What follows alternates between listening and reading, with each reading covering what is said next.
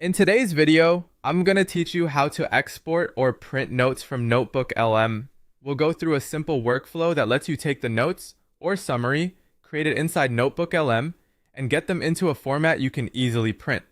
If you've been looking for a direct print button inside NotebookLM and haven't found one, this method is a practical workaround that uses Google Docs.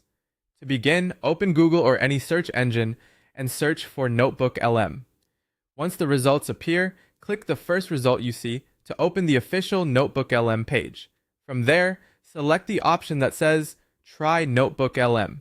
This will take you into the main NotebookLM experience where you can start working with your materials. Next, click Create New to start a new notebook. This is where you'll build the workspace that contains the content you want to summarize and later print.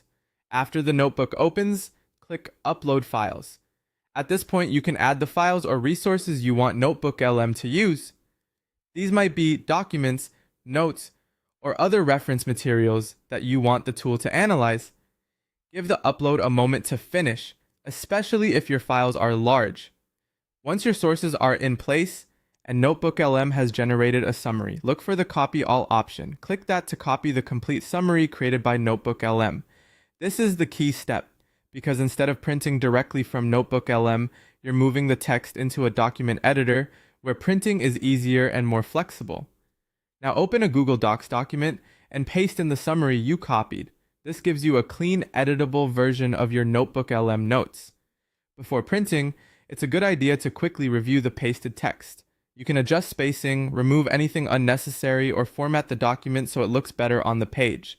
Even a small cleanup can make the final printed version much easier to read.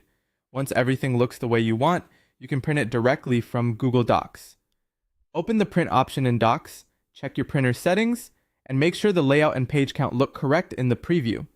If you'd rather save a digital copy instead of printing right away, you can also use the print window to save it as a PDF, depending on your device and browser settings. And that's it.